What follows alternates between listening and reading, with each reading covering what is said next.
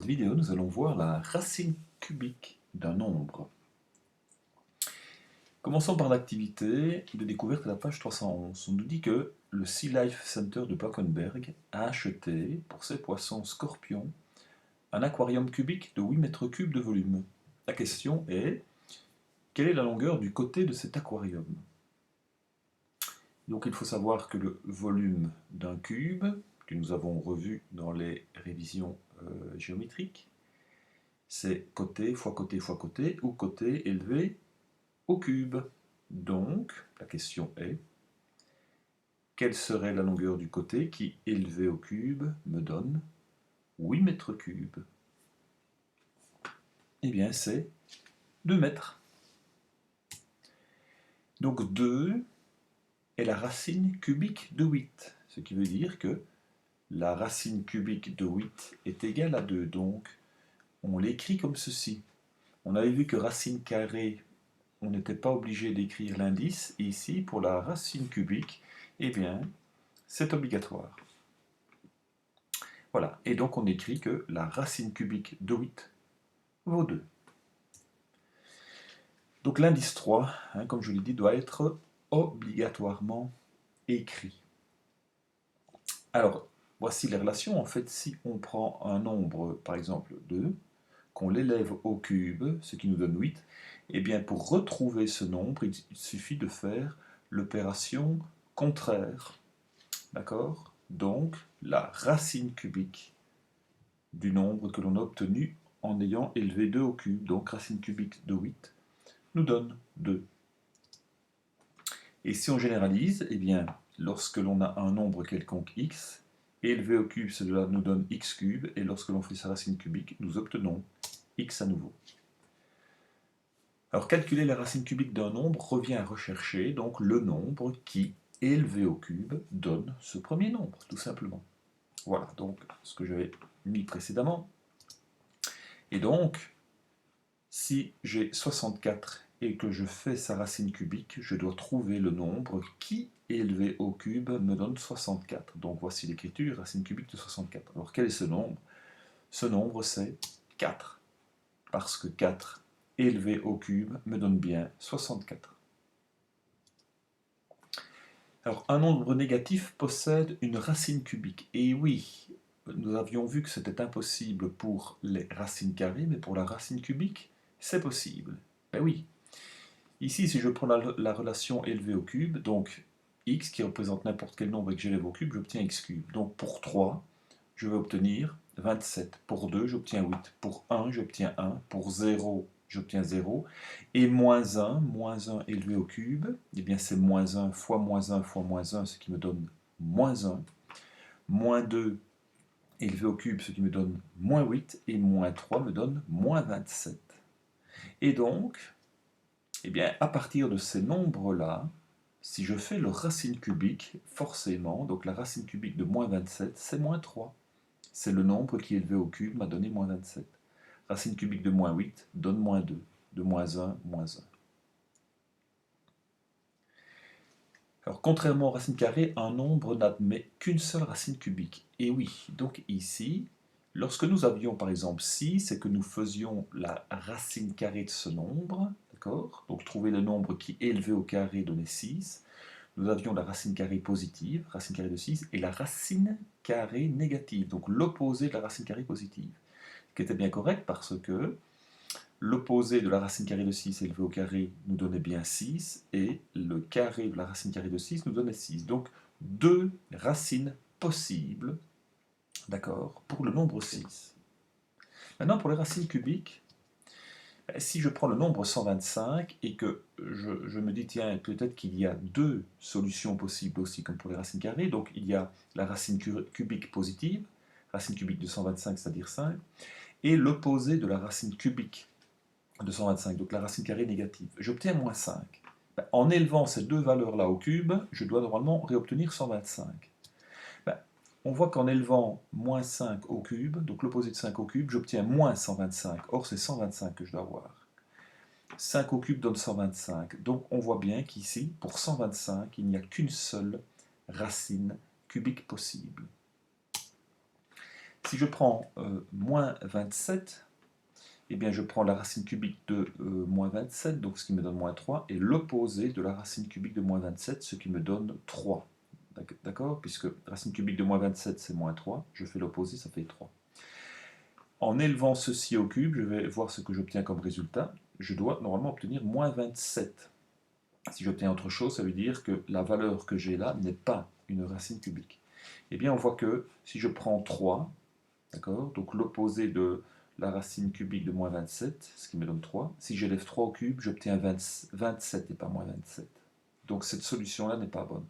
Tandis que le cube de l'opposé de 3, j'obtiens moins 27, donc c'est bien cette solution-là qui est possible. Donc on voit que pour les racines cubiques de nombres, il n'y a à chaque fois qu'une seule solution, et pas deux, comme pour les racines carrées. Et ça, cela ce sera vrai pour toutes les racines dont l'indice est impair. Pour toutes les racines dont l'indice est pair, il y aura toujours deux solutions. Donc racine quatrième, racine sixième, et ainsi de suite. Donc retiens ici que pour les racines cubiques, il n'y a qu'une solution, qu'une seule racine, et que la racine cubique d'un nombre négatif existe. Cela donne un nombre négatif. Alors, la racine cubique d'un nombre parfait positif, donc j'insiste ici parce qu'on ne va travailler qu'avec les racines cubiques positives. Donc la racine cubique d'un cube parfait positif est un nombre naturel. Les 6 premiers cubes parfaits positifs sont, eh bien, 0 au cube c'est 0, 1 au cube c'est 1, 2 au cube c'est 8, 3 au cube 27, après ça commence à se corser, hein. 4 au cube 64, 5 au cube ça c'est connu quand même, 125, mais 6 au cube ça on l'utilise rarement, ça fait 216, 7 au cube 343 et 8 au cube 512 et ainsi de suite. Alors, comme pour les racines carrées, si le nombre compris dans la racine cubique n'est pas un cube parfait, il faut utiliser la calculatrice pour déterminer sa valeur. Et oui. Donc nous utilisons ici les touches soit seconde ou shift, hein, ça dépend ce que tu as sur ta machine à calculer, avec la touche ici, x cube, d'accord, ou en ayant activé seconde ou shift, on permet à la calculatrice d'accéder ici à la fonction racine cubique. Et donc attention qu'il faut veiller à arrondir la valeur au rang demandé. Donc si on fait la racine cubique de 7, donc 7 n'est pas un cube parfait, donc il faudra donner l'écriture décimale en arrondissant au rang demandé. Donc par exemple en arrondissant au dixième, au centième ou au millième. Donc comme vu précédemment avec la racine carrée, c'est exactement le même principe. Alors la simplification maintenant. Donc pour simplifier des racines cubiques, il y a de nouveau deux méthodes. Alors la première, eh bien pour simplifier la racine cubique d'un nombre, il faut transformer le radicand en un produit de deux nombres dont un des facteurs est le plus grand cube cette fois. Ce n'est pas le plus grand carré parfait, c'est le plus grand cube parfait possible. Alors déjà, ben voilà, pour 48, il faut retrouver là-dedans au moins un facteur qui est un cube parfait. Alors là, il y en a plein qui vont dire, ben, je ne vois pas. Eh bien ici, c'est 8. Donc 48 c'est 8 fois 6, et 8 est bien un cube parfait, puisque c'est 2 au cube. Et donc puisque je fais la racine cubique d'un produit, c'est la même propriété que pour la racine carrée d'un produit. Donc la racine cubique d'un produit est égale au produit des racines cubiques. Donc je fais racine cubique de 8 fois racine cubique de 6.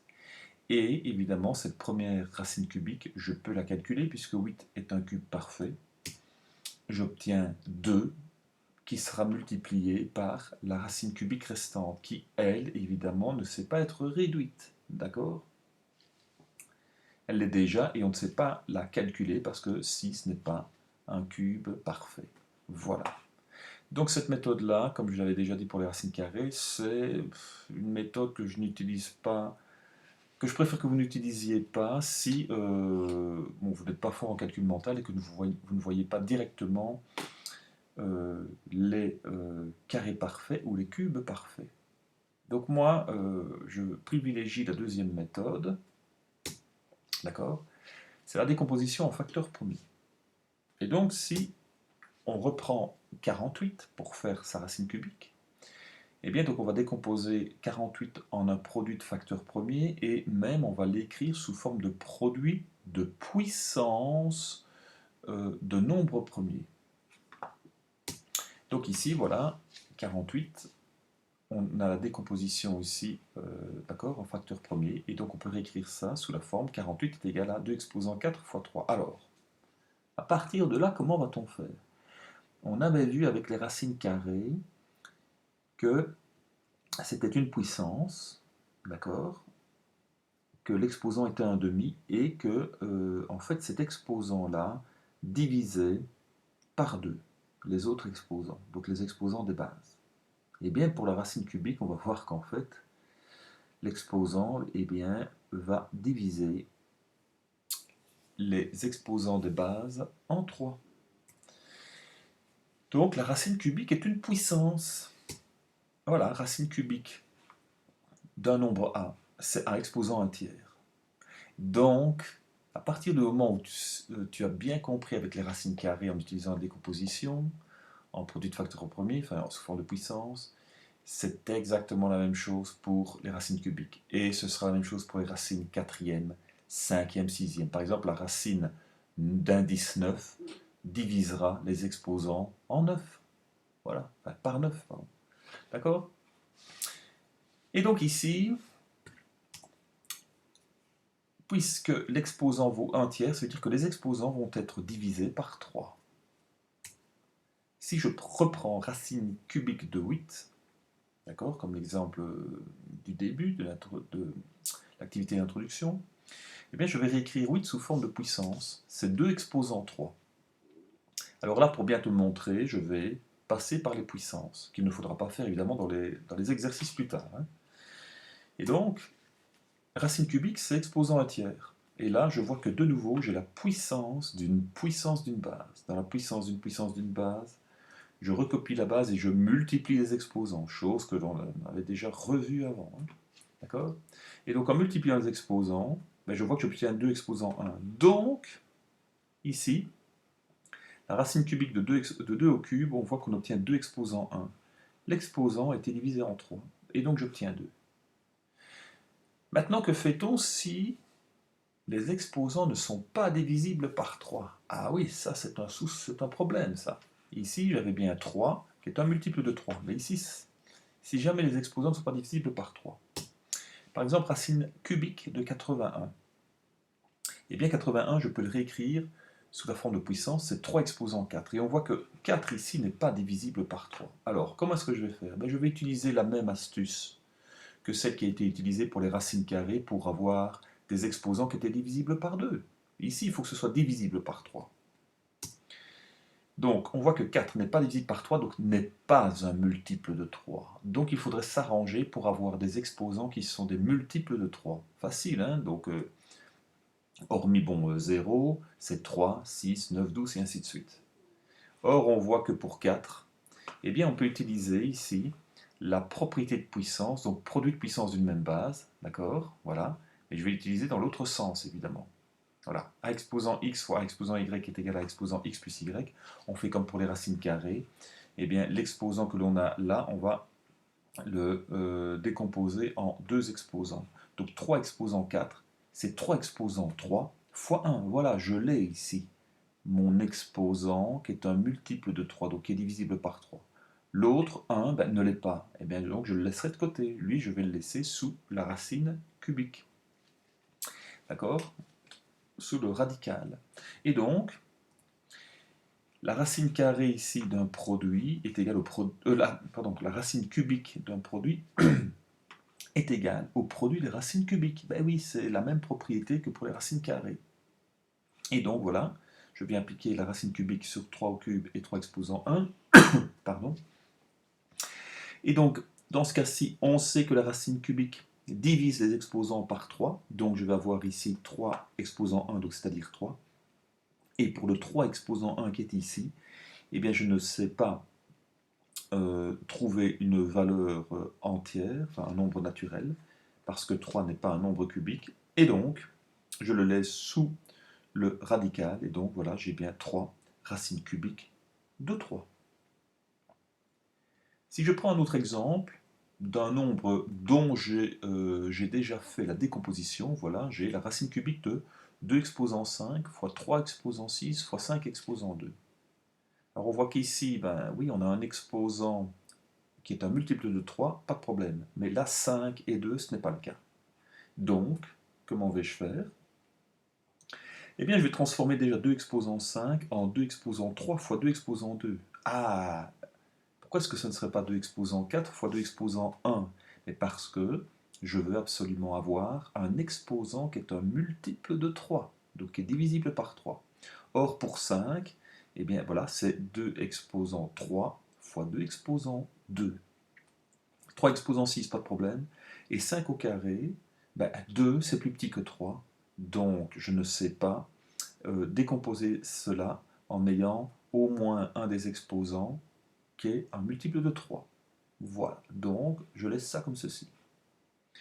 Et donc maintenant, je vais appliquer la racine cubique, d'accord? Je vais appliquer la racine cubique aux bases qui ont un exposant pair. Donc ici, voilà, j'ai 2 au cube, j'ai 3 exposant 6. Et les autres, ben, je les laisse en dessous du radical, d'accord? Ben, parce que, évidemment, je ne sais pas diviser l'exposant par 3.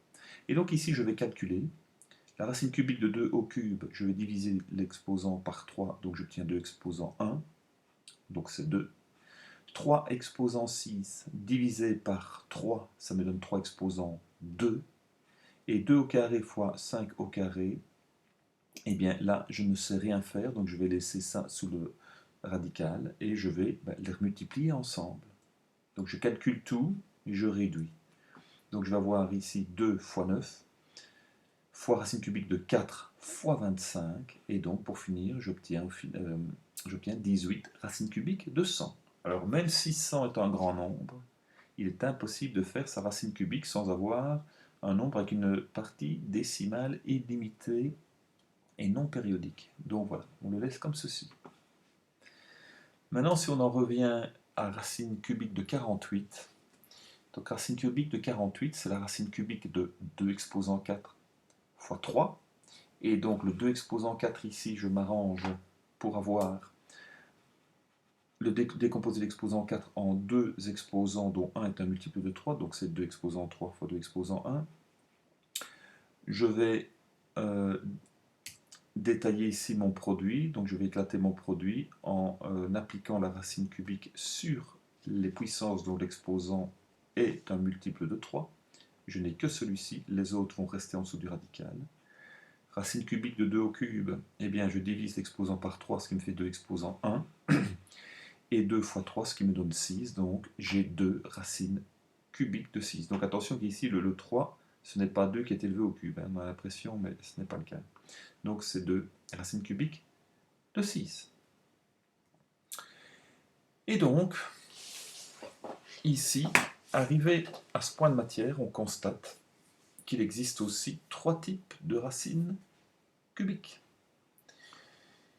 Donc il y a celle-ci, eh bien, racine cubique de 4 nous donne racine cubique de 4, on ne sait rien faire, on ne sait pas réduire, on ne sait pas calculer, donc c'est une racine cubique qui est irréductible.